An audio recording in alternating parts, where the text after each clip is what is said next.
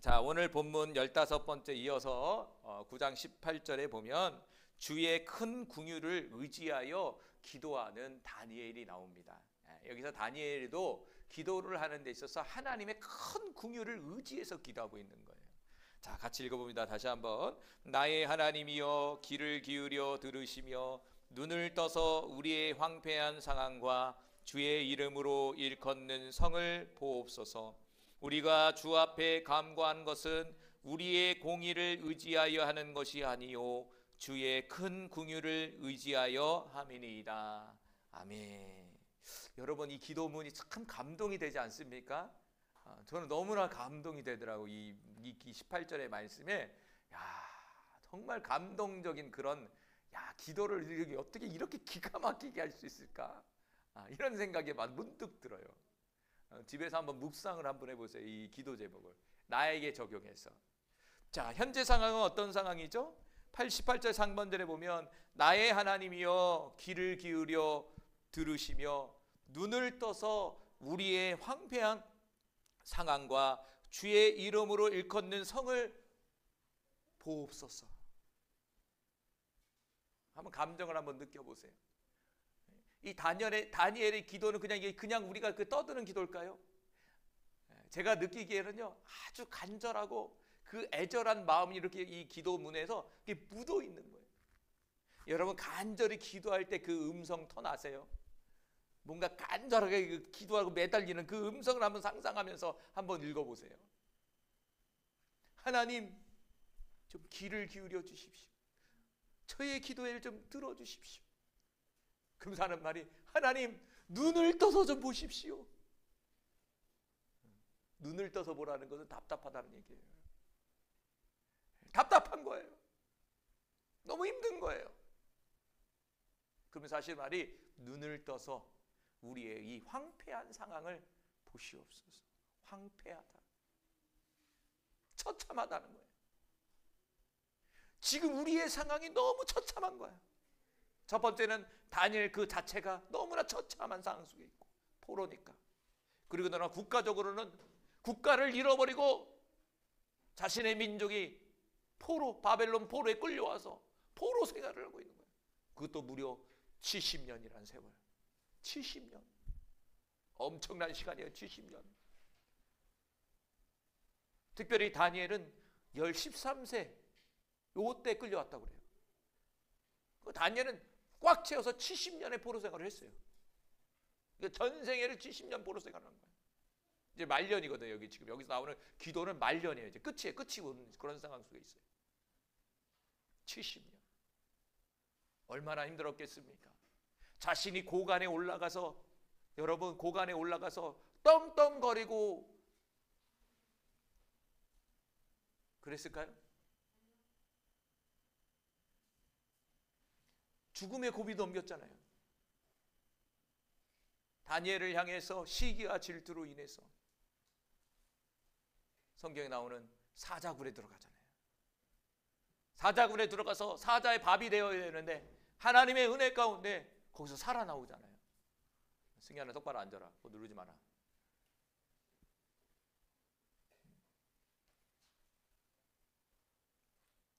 죽음 후에 죽었다가 다시 살아나잖아요.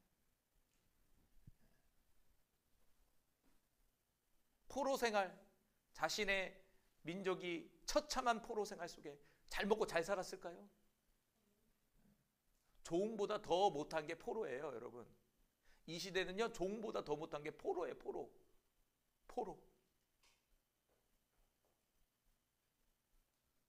마치 70년 동안 하나님이 눈을 감는 것과 같다는 거예요. 눈을 감았다는 거예요. 그니 그 상황이 얼마나 힘들었겠습니까?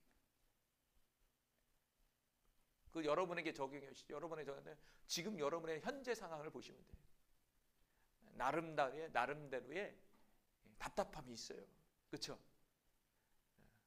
전도사님 답답함 있죠? 우리 송석자 성도님 답답함 있죠? 답답하죠. 여기 속 터지죠. 여기가 80년 인생 살면서 얼마나 많았겠어요. 여기 속이 터져서 여기가 수건댕이 됐다고 그랬잖아.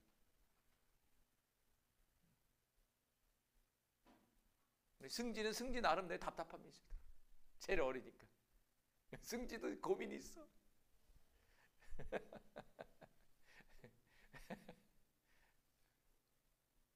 그럴 때 뭐 했습니까? 다니엘은 주님 앞에 기도했다는 거예요.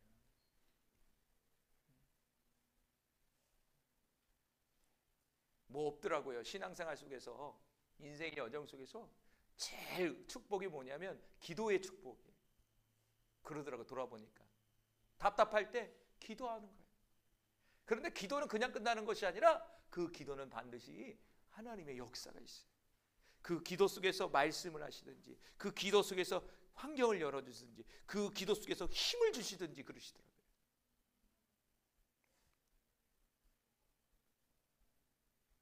요 근래 제 마음속에 뭐가 딱 들어오냐면요, 포기하는 것은 지는 것이다 이러더라고. 그게 확 들어오더라고. 포기하는 그 순간 지는 것이다. 성경 말씀은 없지만 문득 뭘 보다가 거기에 딱 그렇게 써 있더라고. 포기하면 지는 것이다. 그러면서 제 마음속에 신앙도 그렇구나, 사역도 그렇구나, 내가 손을 놓는 그 순간 나는 지는 거예요. 여러분, 질병을 위해서 싸우는 사람도 똑같아요. 질병을 놓고, 여러분이 질병을 막 싸우는 분, 질병을 놓고 고통스러운 질병에 대해서 내가 싸워서 이겨야 됐다는 마음을 놓는 그 순간에 그 질병이 지는 거예요. 환경 속에서도 그래요. 환경 속에서도 내가 막 싸워서 이겨야 되겠다는 마음이 아니라 모르겠다, 포기해버리자, 이러면 그 순간부터 우리는 지는 거예요. 마귀와의 싸움도 그렇더라고. 마귀가 아무리 우리를 공격하고 넘어뜨려도 다시 일어나서 싸우고 다시 힘을 내서 간다면 마귀는 언젠간 떠나가요. 그런데 포기하는 그 순간에 다 끝나버리는 거예요. 그렇죠? 여러분의 인생 속에 포기하고 싶은 게 얼마나 많습니까? 던져버리고 도망가고 싶은 게 얼마나 많았겠어요? 말은 못해서 그렇지. 포기하지 않길 바래요. 싸워서 이겨야 되겠다는 마음을 가지시길 바래요. 그런 사람에게 하나님은 은혜를 베푸신다 이거예요. 그러니까 다니엘은 어떻게 보면 한편으로는 정말 힘들고 고통스럽지만 기도한다는 것은 포기하지 않는다는 거예요, 여러분. 포기하지 않고 거기에서 내가 일어나겠다는 어떤 다짐이라고 볼 수가 있는 거예요. 명기야, 기도하자. 명기가 딱 앉아 있네요. 그냥 똑똑 이제 뭐 큰 애가 내 거기 앉아 있으니까. 자, 그러면서 뭐라고 합니까? 우리가 주 앞에 간구하는 것은 우리의 공의를 의지하여 하는 것이 아니다. 참 멋지지 않습니까? 힘이 되지 않습니까? 내가 잘나서 이렇게 기도하는 게 아니에요. 의지해서 주님 앞에 기도하는 게 아닙니다, 주님. 그것은 주님의 큰 긍휼을 의지해서 이렇게 기도하는 겁니다. 감동이 막 몰려오더라고. 맞아. 여러분, 주님 앞에 우리는 연약한 존재이고 주님 앞에 죄인된 존재잖아요. 여러분, 주님 앞에 여러분 한 주 동안에도 여러분 얼마나 승리하셨습니까? 고개 들을 수 없더라고. 전에도 얘기했잖아요. 민망하잖아요, 주님 앞에. 오늘도 여기 오는 순간까지도 여러분 민망하지 않습니까? 주님 앞에.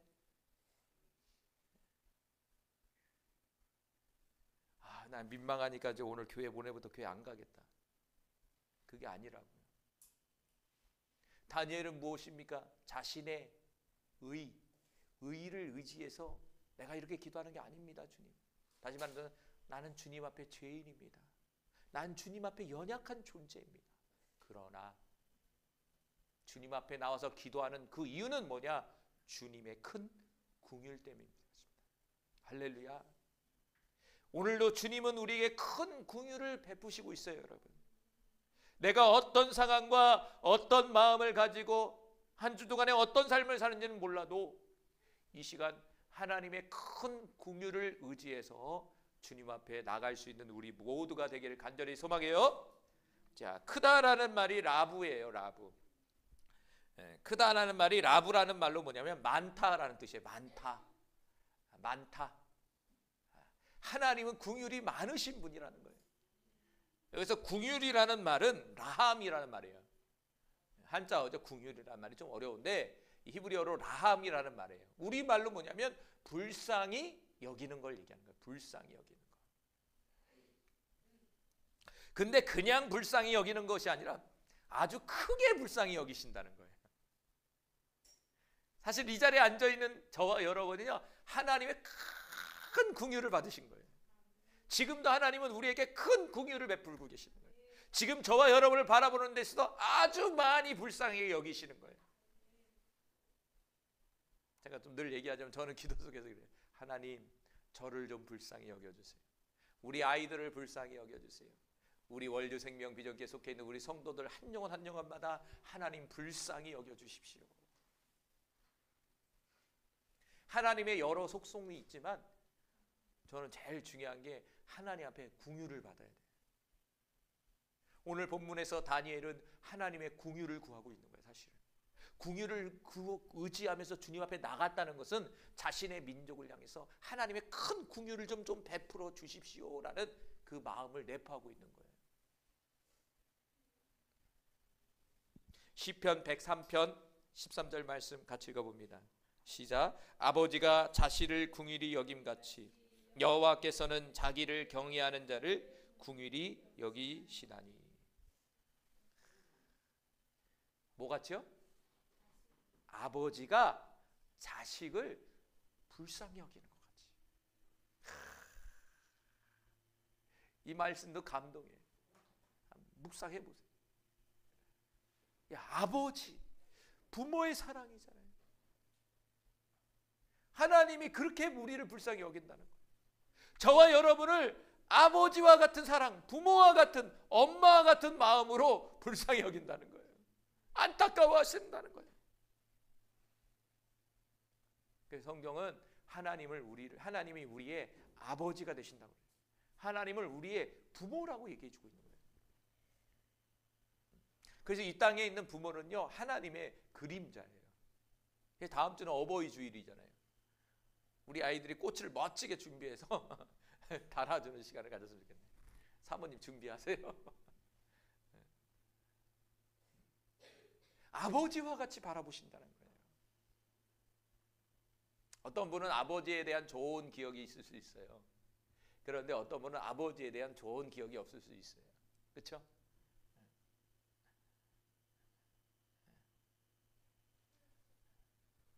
근데 성경은 아버지, 바로 하나님께서 그렇게 우리를 긍휼히 여기고 계시다는 거예요. 누구에게? 여호와를 경외하는 자, 하나님을 믿는 자들이. 그러니까 아버지는 다 아버지가 아니에요. 하나님을 경외하는 자가 아버지가 되는 거예요. 하나님을 믿는 사람들이 하나님이 아버지가 되시는 거예요. 자, 로마서 9장 15절 말씀 또 봅니다. 모세에게 이르시되 내가 긍휼히 여길 자를 긍휼히 여기고 불쌍히 여길 자를 불쌍히 여기리라 하셨으니. 자, 그런데 오늘 로마서 9장 15절에는요, 하나님이 모세에게 나타나서 하는 말이에요. 내가 긍휼히 여길 자를 긍휼히 여긴다. 내가 불쌍히 여길 자를 불쌍히 여긴다. 그렇다면 여기서도 보면은 하나님이 불쌍히 여기는 사람이 있다는 얘기잖아요. 있다는. 반대로 불쌍히 여기지 않는 사람이 있다는 얘기잖아요. 하나님 마음인 거예요. 나는 왜 불쌍히 안 여깁니까? 하나님 마음이에요. 왜 저 사람을 불쌍히 여기지 않습니까? 하나님 마음이라는 거예요. 내가 긍휼히 여길 자를 긍휼히 여긴다는 거예요.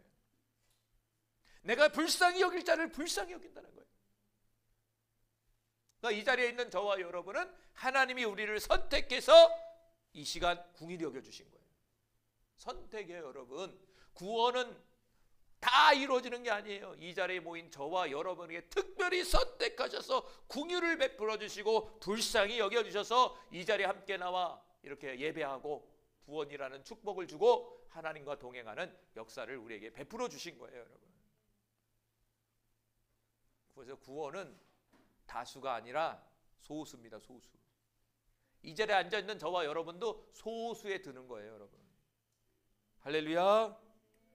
자, 빌립보서 2장 27절에 그가 병들어 죽게 되었으나 하나님이 그를 긍휼히 여기셨고 그뿐 아니라 나를 긍휼히 여기사 내 근심 위에 근심을 면케 하셨느니라. 자, 빌립보서 2장 27절에 누군가가 병이 든 거예요. 병이 들었어. 죽을 병 같아요. 이게 지금 죽을 병이 든 거예요. 지금 우리말로 하면 암 걸렸어. 3개월 남았습니다. 준비하세요.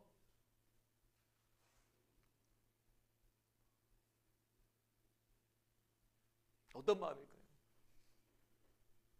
3개월 남았습니다. 삶을 정리하세요. 그런 상황 속에 있어요. 성도가.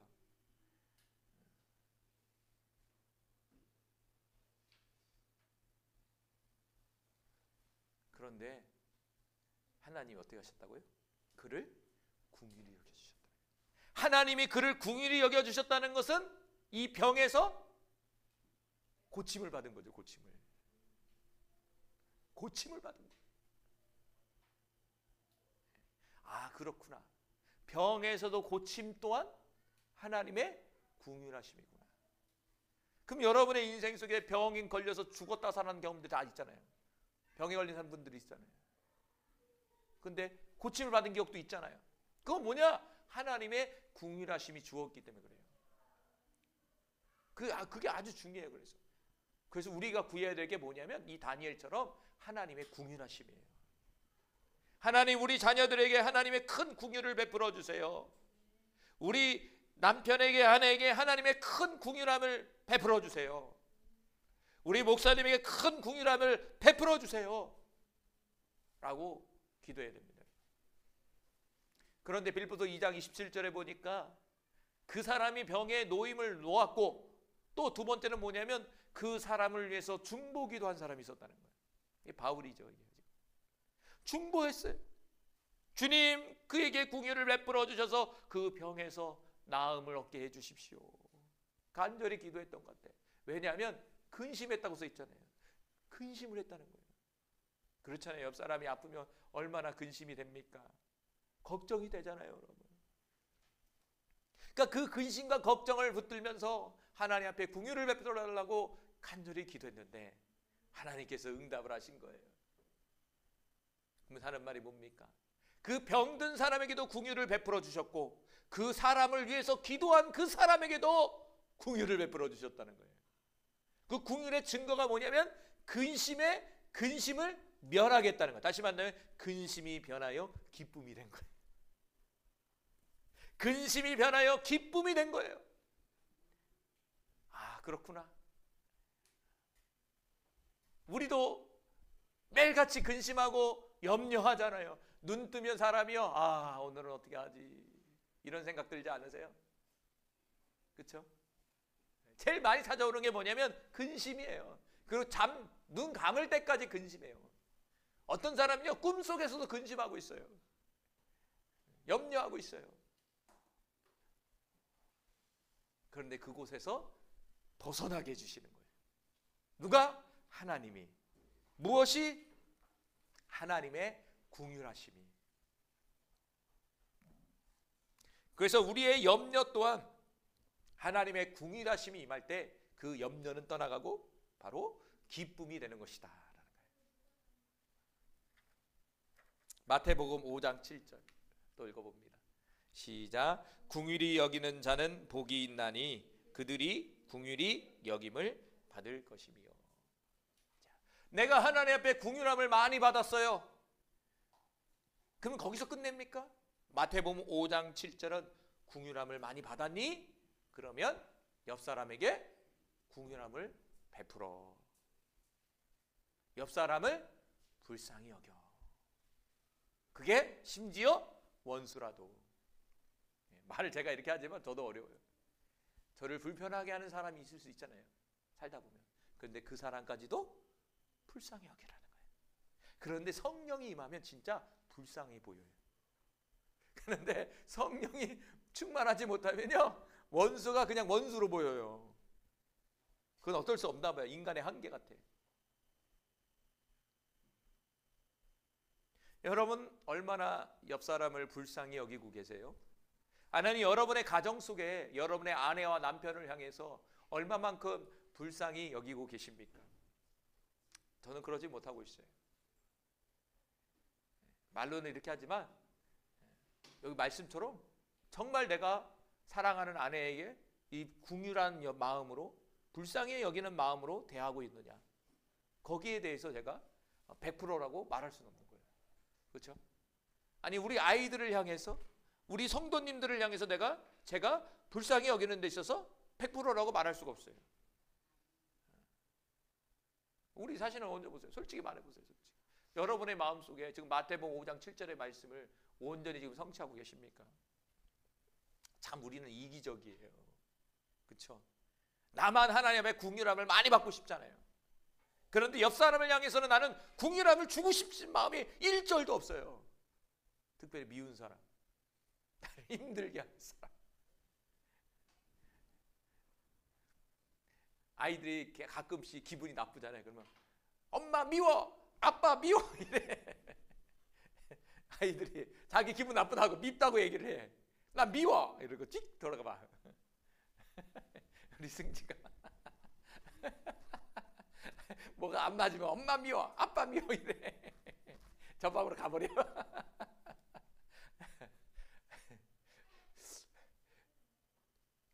꼬맹이들도 그러는데 우리 모습이잖아요. 참 우리는 이기적. 하나님 보시기에 얼마나 답답할까. 특별히 우리 월드 생명비전교에 있는 우리 모든 성도님들은 궁휼한 마음이 충만하게 임하기를 바라요. 설사 다 나름대로 단점이 있어요. 부족함이 있어요. 아니 주님이 우리 보시기에 부족함이 없겠어요? 생각해 보세요. 얼마나 많겠어요. 그런데도 궁휼을 베풀어 주잖아요. 우리도 그와 같이 주님의 마음을 가지고 모든 이들을 불쌍히 여기는 은혜가 주어지기를 간절히 소망합니다. 만약 내가 불쌍히 여기지 못했다면 회개하시기 바라요. 주님, 저에게 궁휼히 여길 수 있는 주님의 마음을 주십시오. 아, 저 사람이 너무 미운데 저 사람을 향해서 내가 좀 궁휼히 여길 수 있는 마음을 주님 주십시오.